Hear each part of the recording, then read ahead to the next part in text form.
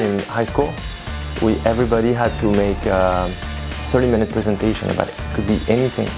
It was called Music is Life, and life is music. Because for me, I felt that every part of your life, from the beginning to the end, there's music.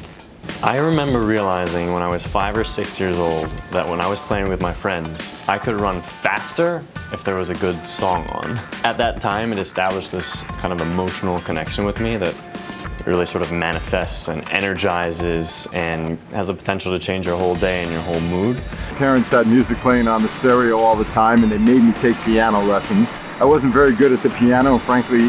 I've been very good at a lot of instruments. I failed at tuba, I failed at the clarinet, I failed at the flutophone, and the bass is fairly basic and only has 4 strings, and so I managed to stick with that for a long time. My senior year in high school, I sort of put aside my basketball sneakers and picked up a guitar and played about 16 hours a day. I actually grew up singing opera and then decided to rebel around my early 20s. Music brings people together. Music brings me to myself. Music is just part of my soul. I made a decision a long time ago. I didn't want to do it for a living.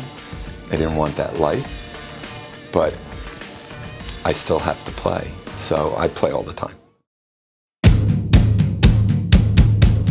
And there was karaoke on the boat. That's right. And I convinced our drummer, Mikey Lehman, aka Mikey on the drums, he's not here, to sing Hotel California with me. And then Laurent came up to us and he was like, hey, you know, I play the guitar, we should jam sometime. Laurent walked into my office one day and said, I have some really important business to talk to you about. And I had to drop like everything. And it's not a guy who asks for favors, so he asked me for a favor and he said, I need you to go learn how to play the bass and take 1 lesson. 3 months later, I was at, the Highland Ballroom. Well, the Doodah Men came together for this particular charity some 6 or so years ago.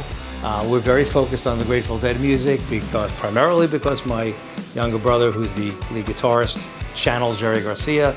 He loves it. It's a wonderful form of music, so we get together and play for 2 or 3 hours and have a lot of fun.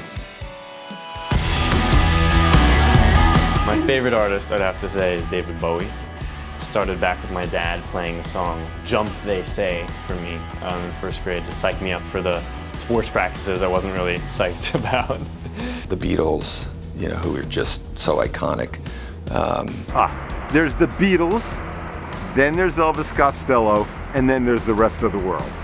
I'm the Texan. She loves I country. love country music. No, but that's what I love about our band is that we all have very different musical tastes and backgrounds at the beginning, but they're all melting in a way.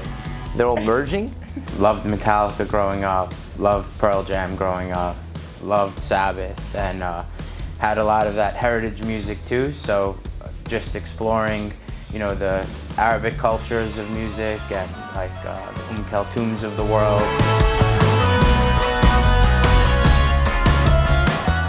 Every time I would walk home, I would look at the band that was playing, and if it was a band I knew about, you know, I'd call up some friends and just jump over there, have a couple of beers, and like party way too late on a Wednesday night. Oh, it's a fantastic venue. They've got a great back line, the stage is set, music sounds good. So for a band like us, it's a dream come true. Irving Plaza, awesome. Having the opportunity last year to do it,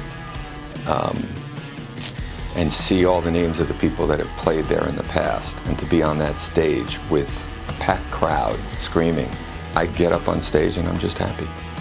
I can't believe I'm on that stage with my colleagues. It's an honor. I mean, it makes me feel way cooler than I should if just for a night, or maybe for the full week. This night is incredibly exciting for NECHAMA. It's a combination of a lot of different passions all in one place. You have the staff and volunteers of NECHAMA who every day put so much passion into working with the people that we support in places like Puerto Rico, California, Missouri, and other places, along with all these fantastic bands who have donated their time and their incredible talents and their passion for music all together in one place. and you have this incredible passion of music with this incredible passion for helping people, and it just comes together in a real magical way. One night only in New York. Maybe next year, the Garden. Yeah, that's right.